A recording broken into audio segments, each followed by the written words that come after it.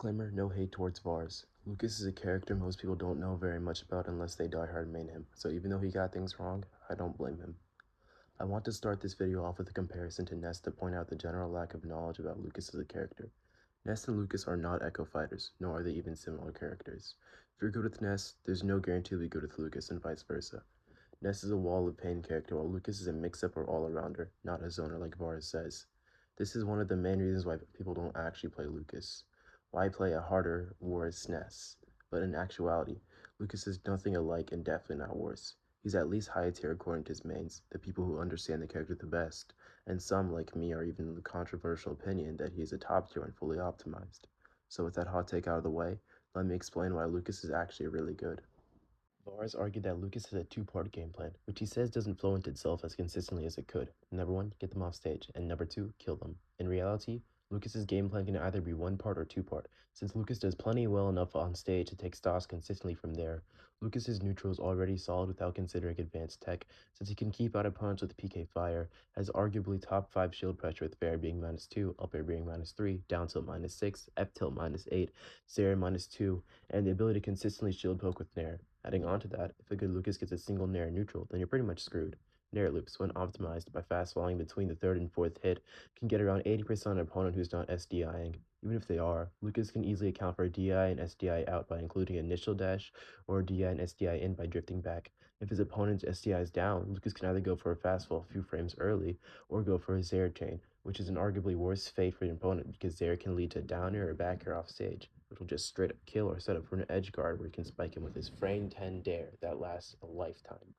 If his opponent SDIs up, Lucas can simply input his fast fall a little bit later to avoid his opponent escaping, or if necessary, start an air loops off one of his other combo starters, fair, up air, or Zair, which, if you notice, are literally some of his best neutral tools.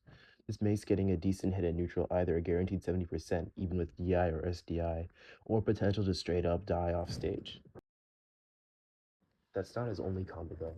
Lucas can easily get 40 to 50% off of a stray up air and neutral at low mid percents by looping it into himself, or at mid percents go for his infamous dare loops, which true kill confirms at 67% on Mario can be started off of DJCZ, one of his best neutral tools. He also has drag downs off of Nair, allowing to do multiple kill confirms like drag down Nair into down tilt into forward tilt, or drag down Nair into down tilt into dare into F smash, or drag down Nair into down tilt into up throw. Additionally, DJCZ combos into basically everything, so Lucas can do DJCZ into fair, F smash, dash attack, dare, allowing him to have a solid kill confirm as long as you're somewhat close to the ledge and about 60% to anywhere above that. So basically, at any percent above 60%, you're kind of screwed. All this is disregarding the fact that Lucas can just kill off of a stray fair or F tilt, where other characters are reliant on kill confirms. Lucas has some of the best in the game without necessarily needing them. Back to his neutral. Lucas has a frame 9 fair which has good range and is a great poke, outranging Lucina fair. He also has DJCZ, which is extremely long ranged, extremely safe on shield, and is great for catching landings. But Lucas also does well up close. Jab is frame 2 and is an extremely consistent tech chase setup. D tilt is frame 3 and basically has no end lag. Up tilt is frame 4 with a huge hitbox. F tilt is frame 7 and outranges a lot of characters. All of that is to say that Lucas is a character who's great at keeping people out and is a monster if he gets in. When talking about his disadvantage, this is where Lucas is nothing special. He doesn't really have an easy option to hit his opponents while in disadvantage considering his slow aerial frame data. However, Lucas has tools and disadvantages other characters do not. He's one of the few characters who can reliably jump at disadvantage because his up air travels extremely far. Because of this, Lucas can go for a phantom footstool in disadvantage to get far away from the opponent while not worrying about having enough resources to recover. He also has Zair, and while it can't hit under him, is a long-lasting hitbox that has far range to protect him.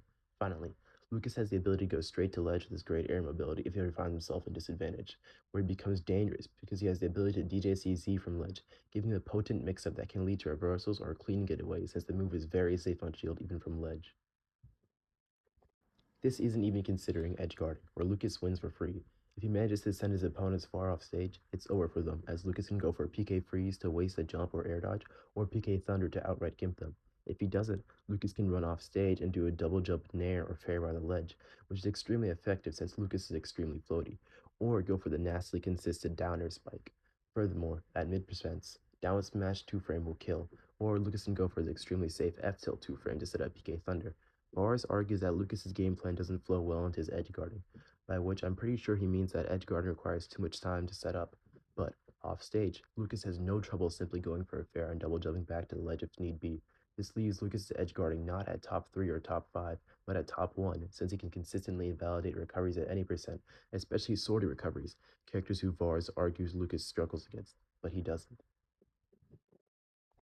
Some might say, however, that Lucas's out of shield is too slow, with his fastest option being frame 10 near out of shield, that he has no easy way of getting in, which is a problem because PK Fire can't always force approaches, and that he lacks range against sword characters. This, in actuality, is all not true.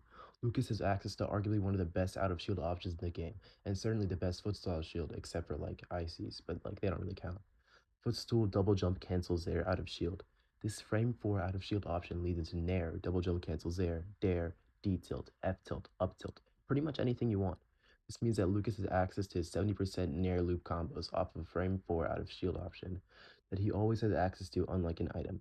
Kill confirm starting at 60%, or even 0 to deaths off of Footstool DDCZ into Nair, into multiple Zairs, into a back air or down air. As for getting in, Lucas has approach options such as pivot, F-tilt, DJCZ, and landing fair and up air, all of which are accentuated by one of the most broken tech in the game, snake dashing. What's snake dashing, you might ask? Oh, just a melee wave dash.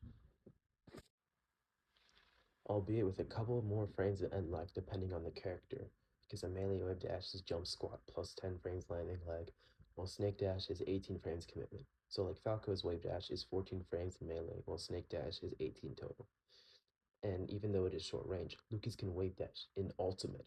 This allows him to be the only character to safely and consistently mix up his initial dash, making his approaches a lot more unpredictable, giving him a solid macro spacing tool, and insane platform movement and edge cancels. Oh, and he also has a frame 8 shield out of run, adding another approach option if you consider his frame 4 footstool DJCZ out of shield, and invalidating the argument about sorties beating him, since he can use this to easily take space and set up edge guards, which sorties are vulnerable to. So yeah, character with consistent 0 to 70% combos, kill confirm starting at 60% out of shield, can consistently edge guard someone except for only a few characters, and can also melee wave dash, is mid tier, right? So, why does no one play Lucas if he's really so broken? Well, people think he's bad, outclassed by Ness, and the ones who do think he's good think he's too hard, when none of this is actually true. DJCZ isn't very hard at all as long as you change your controls, and snake dashing and footstool DJCZ out of shield, his other two useful tech, are derived from it, not much harder. Anyway, melee exists and is way harder than learning Lucas tech, but people still do it. Don't any of y'all bring up results either. Lucas is two top reds outside of Japan and go to tournaments like 3 times a year, and plays consistently high at majors, without even fully optimizing the character. When you're comparing Lucas's results to extremely popular characters like Roy, you can't compare 1 to 1. There are likely 20 good Roy mains for every 1 good Lucas main, so in actuality, Lucas's results are extremely impressive.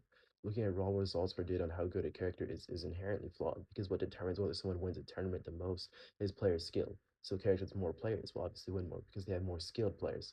Arguing otherwise would imply that tournament wins are determined by player skill the most, in which in that case, why play the game competitively?